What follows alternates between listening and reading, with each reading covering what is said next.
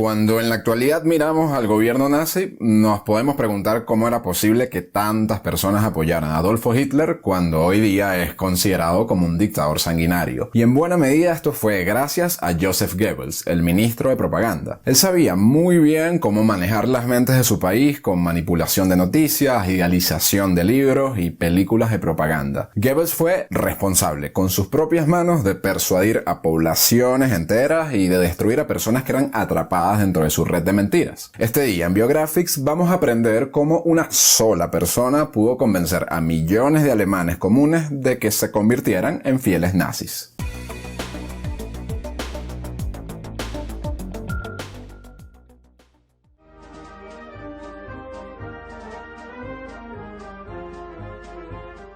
Paul Joseph Goebbels nació el 29 de octubre de 1897 en un pequeño pueblo a las afueras de Düsseldorf. Su padre Fritz trabajaba en una fábrica y su madre se dedicaba a la casa y a cuidar de Goebbels y de sus otros 4 hermanos. Sus padres nunca tuvieron mucho dinero, pero aún así pudieron pagar para que él fuese a un colegio católico privado de solo varones. Goebbels nació con una discapacidad, que consistía en que la médula ósea de sus pies nunca se desarrolló apropiadamente, por lo que tenía una especie de pata de palo. Sus padres le pagaron una operación para corregir el asunto y aunque su pie mejoró considerablemente, igual tuvo que usar un soporte de metal en su pierna durante el resto de su vida. Además, la operación hizo que una de sus piernas dejara de crecer y se hiciera permanentemente más corta que la otra. A partir de ahí, él siempre tuvo que caminar cojeando. A su vez, sufría de una inflamación crónica en los pulmones y se enfermaba con frecuencia. Todos estos problemas lo hicieron, crecer molesto con el mundo. Frente a esto, él buscó enfocar gran parte de su tiempo y energía leyendo libros,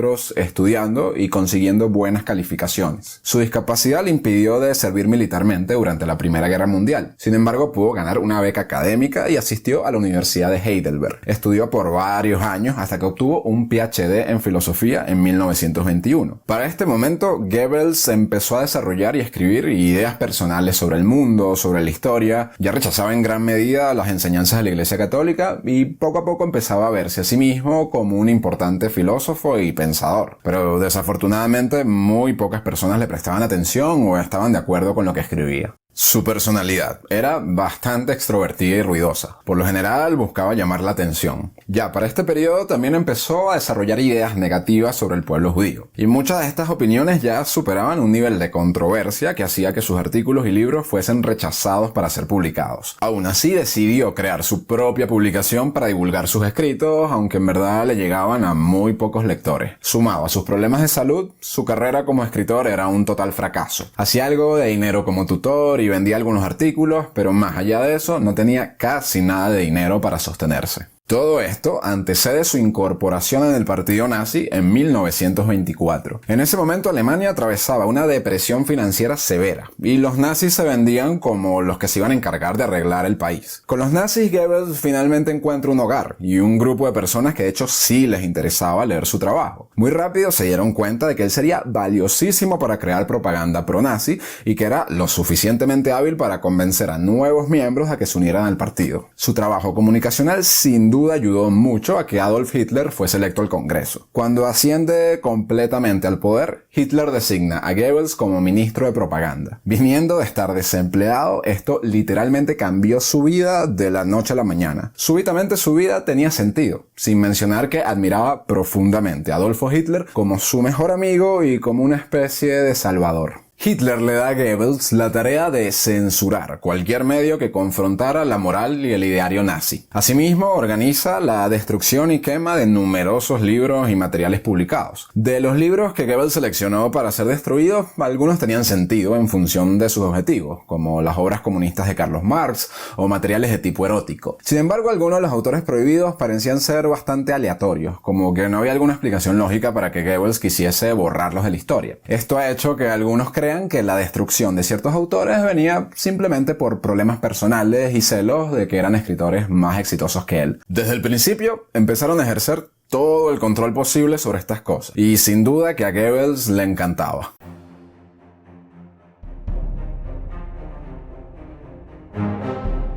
Además de regular los medios masivos, Goebbels planifica la creación de contenidos nuevos para reemplazarlos. Joseph Goebbels estaba muy claro de que una de las formas más poderosas en ese momento para inducir emociones en los seres humanos era a través del cine. El estudio de cine más grande de Berlín se llamaba Universum Film Aktiengesellschaft, o abreviado UFA. Eran muy respetados en todo el mundo por producir grandes películas como Metrópolis en 1927, y uno de los primeros encargos de Goebbels fue apoderarse de dicho estudio en nombre del gobierno nazi. Y a ver, en verdad Goebbels y Hitler eran grandes amantes del cine. Y también tomaron la decisión de prohibir para el público la mayoría de los filmes norteamericanos por considerarlos inmorales. Y aunque la población general no tenía permitido verlos, Adolfo Hitler igual tenía toda una colección personal con los nuevos lanzamientos de Hollywood. Joseph Goebbels le daba tanta importancia al poder del cine que buscó asegurar que todos los que trabajaran en la industria de cine alemana fuesen afines a Hitler. Cualquier actor que se negara a unirse al partido nazi o a alejarse de los grupos judíos era puesto en una lista negra que impedía que volviese a trabajar en esta área. A muchos de ellos, de hecho, se les prohibió la salida del país y varios incluso cometieron suicidio. O sea, lo que pasaba es que muchas actrices alrededor de Europa hicieron audiciones para el prestigioso estudio UFA sin saber en lo que se iba a convertir luego. Muchos de ellos firmaron contratos de muchos años antes de que los nazis llegaran al poder. Y aunque algunos actores sí eran nazis, varios, de hecho muchos de ellos, estuvieron obligados a participar en estas películas en contra por completo de su voluntad.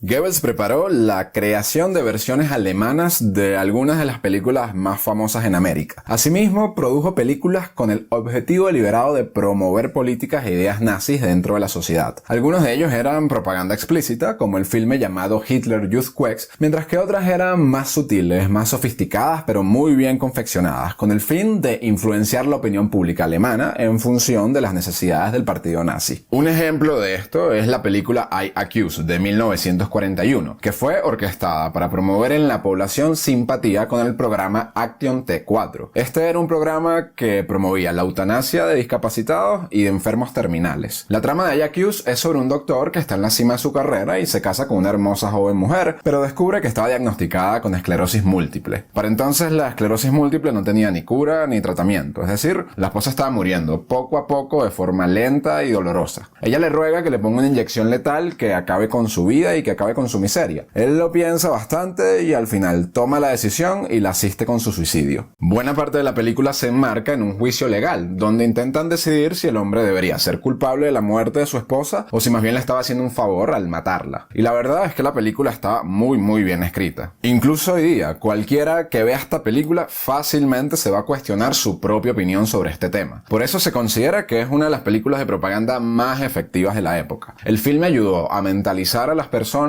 de que el suicidio asistido simplemente era como una ayuda que le estaban dando a sus familiares y amigos que estaban sufriendo. De esta forma, el programa Action T4 fue aprobado y muchas personas fueron víctimas de esta política en nombre de la purificación de la raza. Y este tipo de propaganda ocurrió una y otra vez en el cine en aquel entonces para distintos objetivos.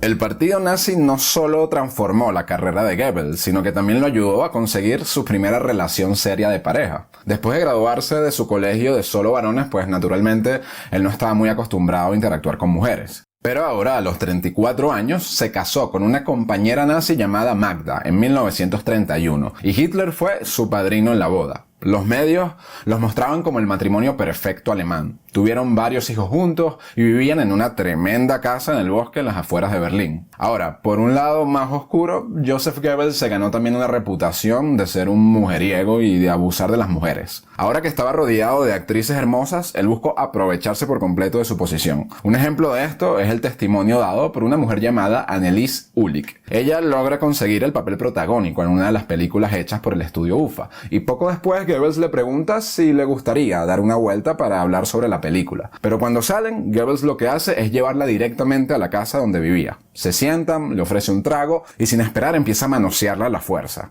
Ella comenzó a patear y gritar y logra apartarse de él, pero Goebbels le dice que si no satisface sus deseos en ese momento, se iba a asegurar de que más nunca tuviese una carrera en el cine. Ella aún así prefiere arriesgarse y sale corriendo por la puerta. Cuando se presenta al trabajo al día siguiente, se encuentra con un anuncio de que la película había sido cancelada y de que Annelies Ulich había sido vetada de trabajar en Alemania para siempre. Y según los testimonios, Joseph Goebbels hacía esto de forma regular a distintas mujeres. Pero un día su suerte cambió, y de hecho se terminó enamorando de una de ellas, llamada Lida Varova. Ella era una de las pocas actrices que realmente era una nazi leal, e incluso había rechazado oportunidades de trabajar en Hollywood a cambio de mudarse a Alemania. Se mudó de Praga a Berlín en 1935 y se casó con un actor llamado Gustav Frolich, quien se había divorciado de su esposa judía para poder continuar con su exitosa carrera como actor. Lida Varova contaba más adelante que ella se sintió prácticamente obligada a seguirle el juego a Joseph Goebbels, pues había escuchado todas estas historias de él arruinando las carreras de otras actrices. Estaba clara de algún modo que si se negaba había una gran probabilidad de que ella y su esposo nunca pudiesen volver a trabajar. Pero al parecer era tan buena actriz que terminó enamorando y convenciendo a Goebbels de que ambos deberían casarse y huir juntos fuera de Alemania.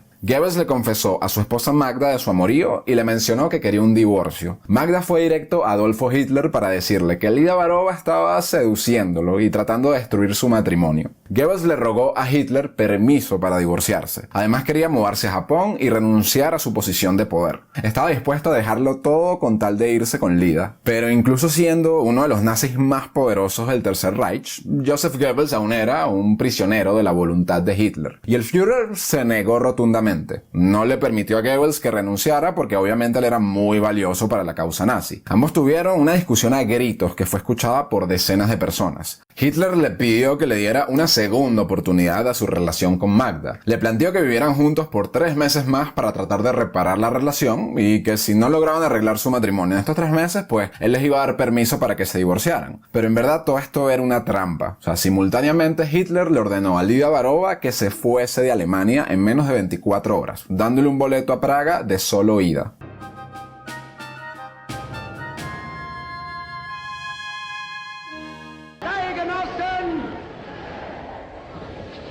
Eine gute Regierung ohne Propaganda kann ebenso wenig bestehen wie eine gute Propaganda ohne eine gute Regierung.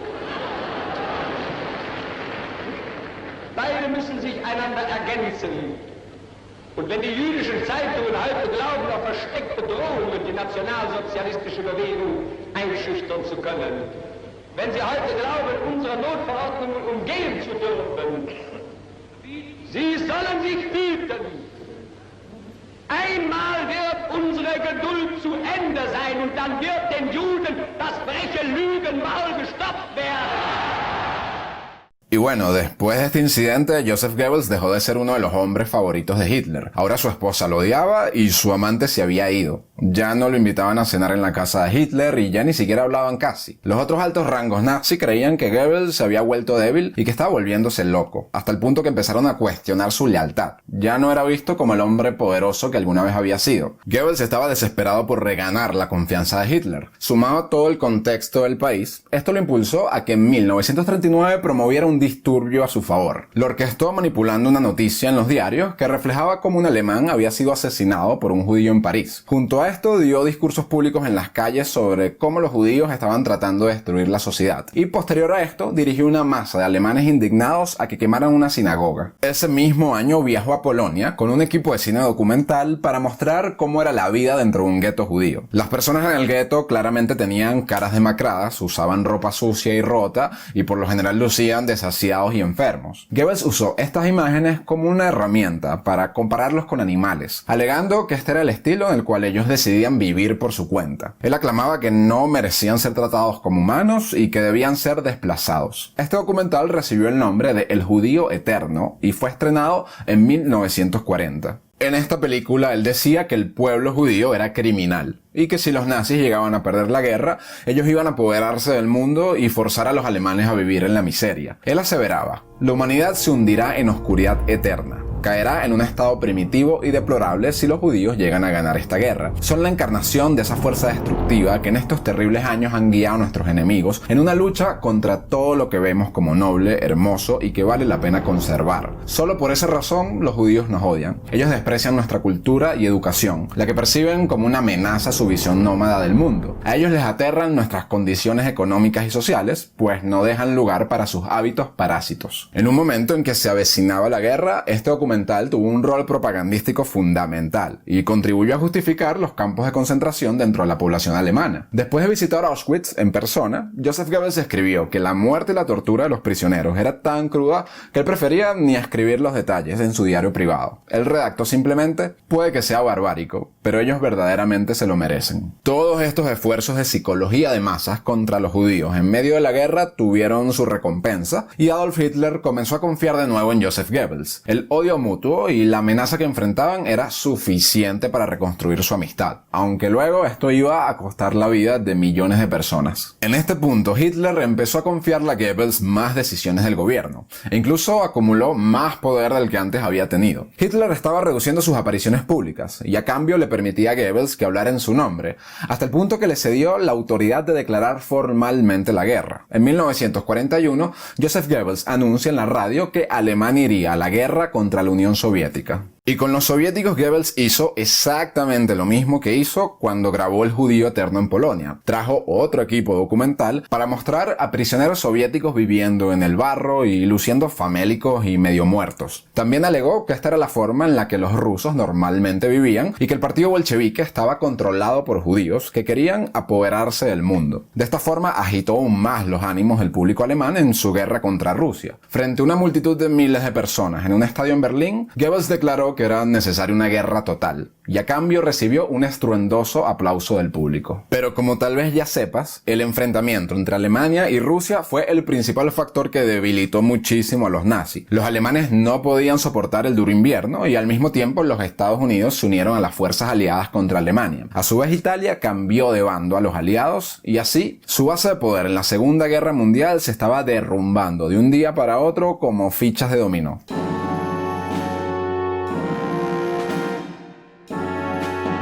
Bueno, hasta ahora en esta historia tal vez podrías notar que Joseph Goebbels siempre tuvo un pequeño toque de inestabilidad. Sin embargo, después del enfrentamiento con la Unión Soviética, su estado mental se volvió más y más inestable. O sea, empezó a incitar a ancianos y niños jóvenes a que sacrificaran su vida por el bien de Alemania. Y de esta forma, soldados con cara de bebé fueron enviados a combatir la guerra. Su opinión es que cada hombre, mujer o niño tenía que estar preparado para morir por la madre patria. De acuerdo con Wilfred von Owen, un hombre que trabajaba en el equipo de Joseph Goebbels, un día estaban reunidos en su casa cuando de repente una bomba cayó en el jardín. La casa tembló y los vidrios de todas las ventanas se rompieron.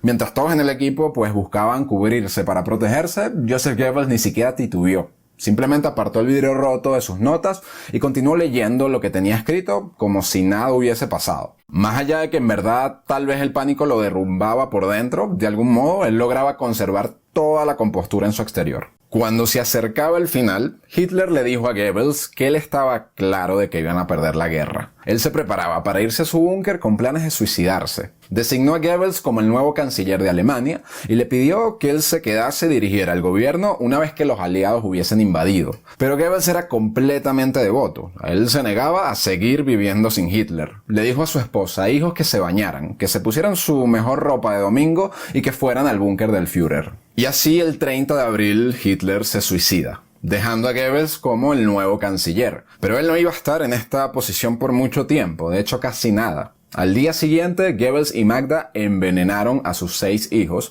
y luego ambos también terminaron con sus propias vidas. De verdad espero que hayas aprendido algo nuevo con este video. Si quieres seguir aprendiendo más y viendo videos como este, te recomiendo que les des me gusta, que te suscribas y que también actives las notificaciones. Muchas gracias por vernos.